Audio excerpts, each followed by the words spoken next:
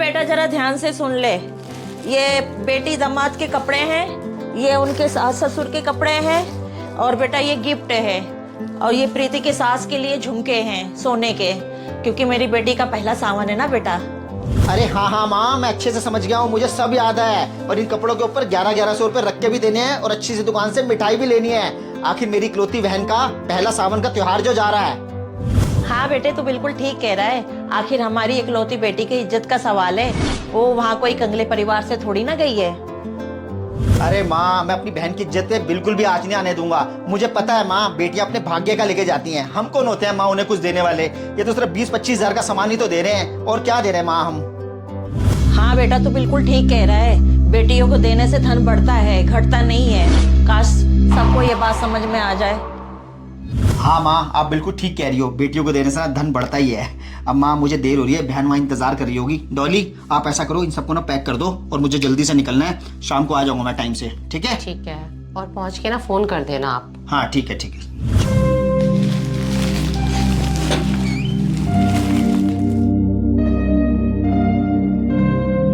हाँ ये सही बात है, बेटियों को देने से ना धन बढ़ता है, घटता नहीं है। और एक हमारी किस्मत फूटी है, कंगले घर से लेके आए बहू उठा के। ओ बहू, बहू, अरे कहाँ मर गई? जल्दी आ। हाँ जी माँ जी, आ रही हूँ अभी। जी माँ जी। बहू जरा बैठ इधर। बहू, तुझे इस घर में 5 साल हो गए पूरे आए, तुझे तो पता ही चल गया होगा हमारे यहाँ पे लेन देन कैसे होते हैं। हाँ माँ जी, मैंने देखा है आपके इधर का लेन देन, आप बहुत अच्छे से लेन देन करते हो।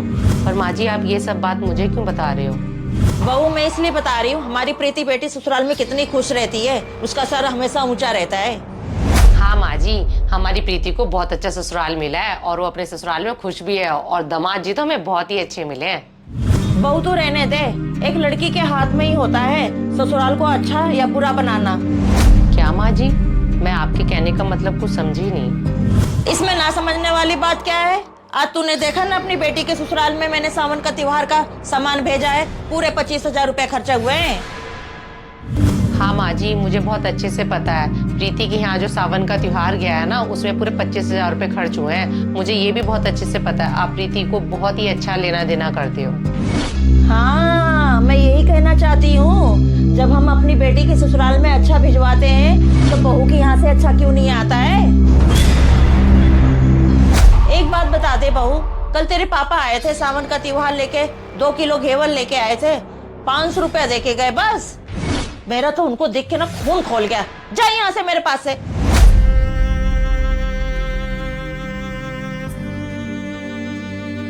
पता नहीं कहां से कंगले परिवार से आ गई, हमारी तो नाक कटा के रख दी।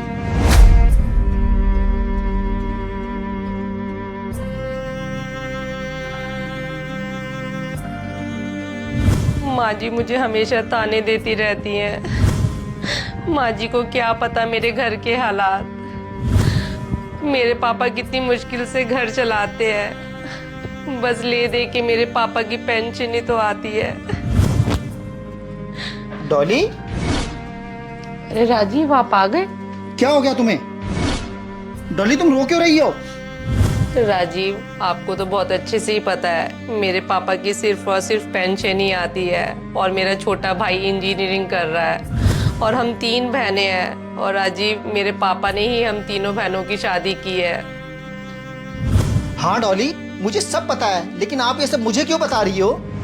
राजीव, मैं आपको कुछ भी बताना नहीं चाहती थी, लेकिन माँ जी मुझे हमेशा ताने देती रहती है कि मेरे मम्मी पापा अच्छा लेना देना नहीं करते। और तो और राजीव, आज माँ जी ने। इसमें ना समझने वाली बात क्या है? आज तूने देखा ना, अपनी बेटी के ससुराल में मैंने सावन का त्योहार का सामान भेजा है, पूरे 25,000 रुपए खर्चा हुए हैं। एक बात बता दे बहू, कल तेरे पापा आए थे सावन का त्योहार लेके, 2 किलो घेवर लेके आए थे, 500 रुपया दे के गए बस। मेरा तो उनको देख के ना खून खोल गया। जा यहाँ से मेरे पास से। पता नहीं कहां से कंगले परिवार से आ गई, हमारी तो नाक कटा के रख दी। क्या? डॉली, मुझे अपने कानों पे यकीन नहीं हो रहा। मैं सपने में भी नहीं ऐसा सोच सकता कि मम्मी जी आपके साथ ऐसा कर सकती हैं। डॉली, तुम चलो मेरे साथ।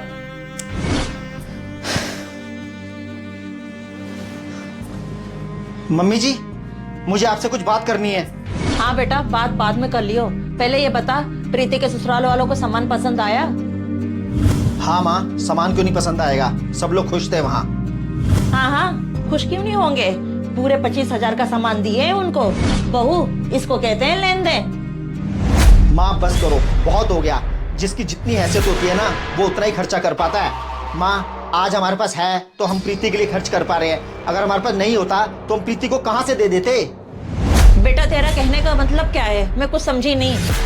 कोई बात नहीं माँ, मैं आपको समझाता हूँ। आज प्रीति हमारी इकलौती है तो हमने खर्चा कर दिया, तकरीबन 25,000 रुपये लग गए माँ हमारे। और माँ आप सोच के देखो, अगर हमारी 3 बेटियां होती तो हमारे पूरे 75,000 या 1 लाख रुपए लग जाता। तो माँ हमें भी सोचना पड़ता।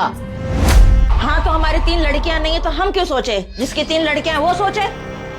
अच्छा, वैसे बिल्कुल ठीक कहा मम्मी जी आपने कि जिनकी 3 लड़कियां हैं वो सोचे। मम्मी जी, डॉली के पापा की ना 3 लड़कियां हैं और डॉली के पापा की इनकम भी कुछ नहीं है, तभी डॉली के पापा को सोचना पड़ता है। माँ, आपको बहुत अच्छे से पता है कि डॉली के पापा की सिर्फ पेंशन आती है और डॉली का छोटा भाई ना अभी इंजीनियरिंग कर रहा है। और माँ, डॉली के पापा ने अपनी तीनों बेटियों की शादी की है। और मम्मी, अगर डॉली के पापा एक बेटी के त्योहार देने पर 25,000 खर्च करेंगे ना, तो उनकी 3 बेटियां हैं, उनको तो एक त्योहार 75,000 रुपए का पड़ जाएगा। और मम्मी जी आपको बहुत अच्छे से पता है, 3 बेटियों की शादी करने पर ना 5-7 साल तो कर्जा ही नहीं उतरता। हाँ जी माँ जी, राजीव बिल्कुल ठीक कह रहे हैं। मेरे पापा के सर पे बहुत कर्जा है, पर जो भी उनसे बन पाता है वो हम तीनों बेटियों के लिए जरूर करते हैं।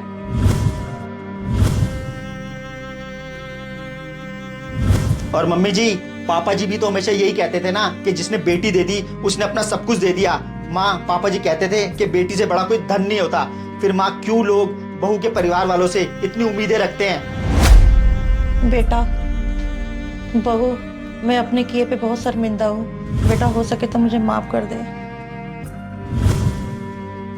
फ्रेंड्स, इस कहानी के माध्यम से हम जिंदगी की कड़वी सच्चाई को आप सबके सामने रखना चाहते हैं। हाँ फ्रेंड्स, इनकी भी 3 बहनें हैं और हम भी 3 बहनें हैं। हमने जिंदगी की सच्चाई को बहुत ही करीब से देखा है। फ्रेंड्स, सन 2012 में हम दोनों की शादी हुई थी और जब हमारी शादी हुई थी तो बस हमने एक ही चीज़ ठानी थी कि हम अपनी शादी में किसी भी तरीके का कोई लेन देन नहीं करेंगे और शादी को बिल्कुल ही साधारण तरीके से करेंगे।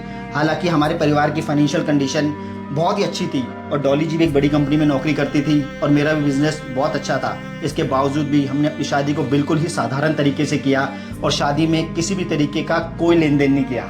हाँ फ्रेंड्स, सब कुछ ठीक होने के बावजूद भी हम दोनों ने यही डिसाइड करा था, हम अपनी शादी बिल्कुल ही सिंपल तरीके से करेंगे और कोई भी लेन देन नहीं करेंगे। और इसके बावजूद हम दोनों ने एक चीज़ और डिसाइड की थी कि हम शादी के बाद भी किसी भी तरीके का कोई लेन देन नहीं करेंगे। तो फ्रेंड्स, मेरी हाथ जोड़कर सबसे विनती है कि लेन देन से ज़्यादा हो सके तो बचें। हाँ फ्रेंड्स, जिसने अपनी बेटी दे दी ना, उसने सब कुछ दे दिया, क्योंकि बेटी से बड़ा कोई दान ही नहीं है।